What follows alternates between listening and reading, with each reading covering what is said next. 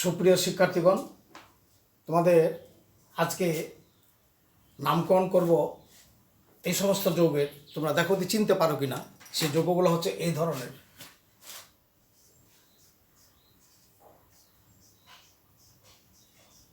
এই ধরনের গ্রুপটা থাকবে, অর্থাৎ কার্বনিল, এটা হলো কার্বনিল মূলক, আর এটা হলো এমিন মূলক। এমিন মূলক এবং কার্বনের মূলক যুক্ত হয়ে যে গ্রুপটা হবে, কার্যকরী মূলকটা হবে, সে কার্যকরী মূলকটার নাম হবে অ্যামাইড। অ্যামাইড অর্থাৎ অ্যামাইড। অ্যামাইড এই এমিনটা আসছে অ্যামোনিয়া থেকে, আর এটা আসছে এই জায়গা থেকে।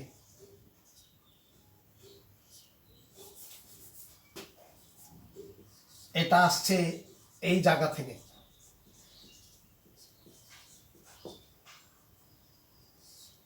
তাহলে ঘটনাটা দাঁড়াইলো এর একটা হাইড্রোজেন কমে গেছে আর এর একটা ওএইচ কমে গেছে। তাহলে স্বভাবত দেখাচ্ছে এটা ওএইচ আর এইচ মিলে হয়েছে একনো পানি। একনো পানি। তাহলে আমরা বলতে পারি যে এটা হলো অ্যাসিড। এই অ্যাসিডটার যখন এখানে এস থাকবে হবে মিথানোয়িক, যখন CH3 থাকবে হবে ইথানোয়িক, অর্থাৎ কার্বন দুটা, তিনটা থাকলে হবে প্রোপানোয়িক, অর্থাৎ অ্যালকানোয়িক অ্যাসিড। অর্থাৎ এটা ছিল অ্যালকানোয়িক।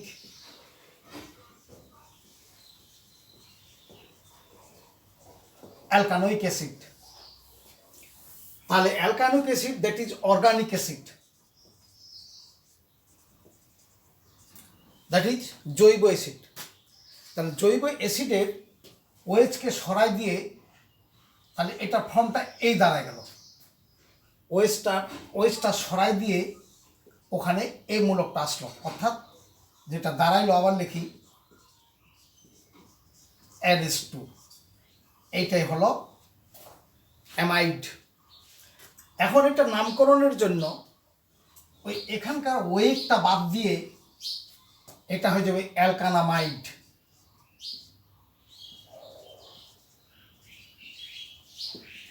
অ্যালকানামাইড।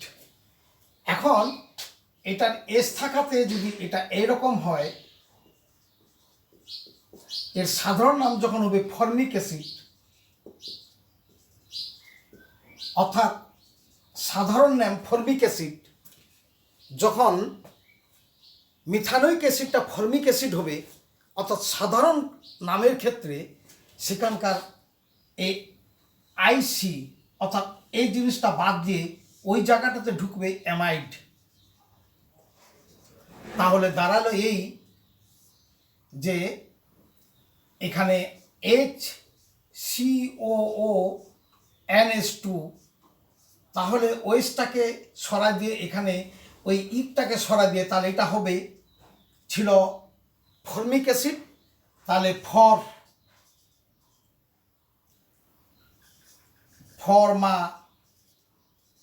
ফরমাইড। আর আন্তর্জাতিক এটা হলো ফরমাইড কমন নাম থেকে আসছে।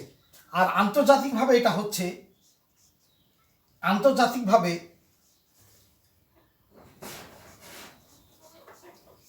এই যৌগটা আন্তর্জাতিকভাবে নামটা হচ্ছে, একটা গ্রুপ এখানে আন্তর্জাতিকভাবে নামটা হচ্ছে মিথা। এখানে মিথানোয়িক হইতো, ওটা বাদ যাবে, ও আইসিটা বাদ যাবে, মিথানা অ্যামাইড অর্থাৎ মিথামাইড। তাহলে দাঁড়ালো এই সাধারণ নামে ইকটা বাদ দিয়ে ইক অ্যামাইড আসবে, আর ইউপেক নামের ওআইসিটাকে বাদ দিয়ে অ্যামাইড আসবে। তাহলে এই নামকরণ অনুসরণ করে আমরা কিছু যৌগের নামকরণ আমরা করি। ধরি এই যৌগটার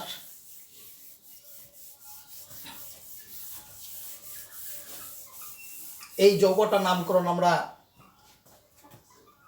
সি, এটা দিলাম আমরা এইচ। তাহলে এটা মিথানোয়িক অ্যাসিড থেকে আসছে, মিথানামাইড যেটা আগে নাম করলাম। এবার CH3, নিশ্চয়ই দুটো ইথানোয়িক অ্যাসিড, তাহলে ইথানামাইড।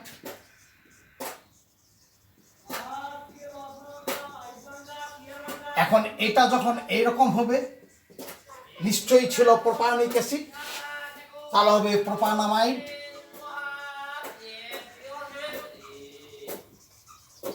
প্রোপানামাইড অনুরূপভাবে এর সাধারণ নাম ছিল, কমন নাম ছিল প্রোপায়োনিক অ্যাসিড।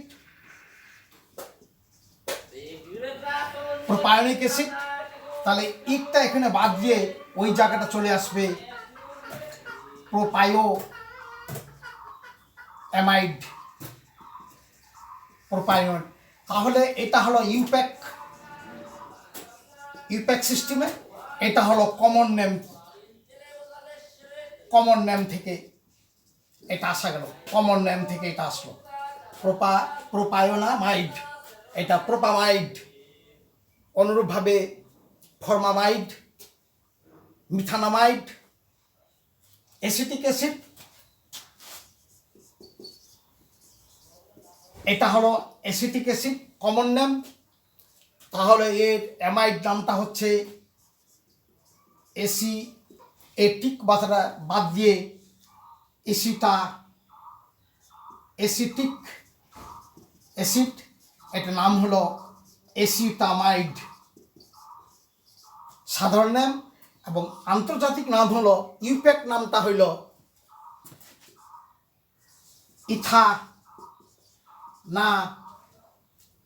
ইথানামাইড। যেহেতু এটা ইউপ্যাক নাম ছিল ইথানোয়িক অ্যাসিড, হয়ে গেল ইথানামাইড, আর কমন নাম ছিল অ্যাসিটিক অ্যাসিড, অ্যাসিটামাইড। এইভাবে আমরা অ্যামাইড যৌগগুলোর নামকরণ করতে পারি। অ্যামাইড যৌগের যে মূলকটা থাকবে সেটা এটা হলো অ্যামাইড মূলক, অর্থাৎ কার্বনিল গ্রুপের সঙ্গে একটা এমিন মূলক যুক্ত হলে সেটা হবে অ্যামাইড। এবার আমরা চলে যাই এই যৌগগুলোতে, যখন আমরা হাইড্রোজেন, নাইট্রোজেনের সঙ্গে দুটো হাইড্রোজেন আছে, ঠিক এই যে জায়গাটা, এখানে একটা হাইড্রোজেন, এখানে একটা হাইড্রোজেন, এইভাবে ছিল। এটা নাম ছিল মিথানামাইড বা ফর্মামাইড। এখন এখানে আমরা CH3 দিব, তাহলে এটা লিখবো আমরা এন মিথাইল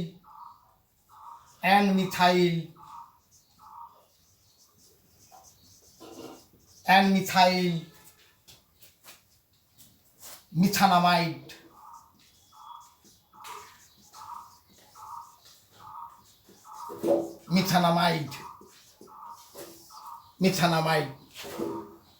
আবার যদি এখানে এরকম থাকে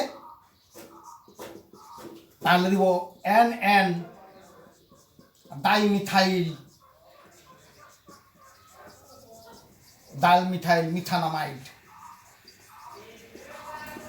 মিথানামাইড। এইভাবে আমরা অ্যামাইড যৌগগুলোর আমরা নামকরণ করতে পারি। অ্যামাইড যৌগগুলো খুব গুরুত্বপূর্ণ যৌগ। এই যৌগগুলো বিভিন্ন ওষুধ শিল্পে এবং আমাদের বাস্তব জীবনে, অর্থাৎ শরীরের বিপাক প্রক্রিয়ার জন্য অ্যামিনো অ্যাসিড তথা অ্যামাইড খুবই গুরুত্বপূর্ণ ভূমিকা পালন করে। এই অ্যামাইড যৌগগুলো অর্গানিক কেমিস্ট্রিতে বড় একটা স্থান দখল করে আছে।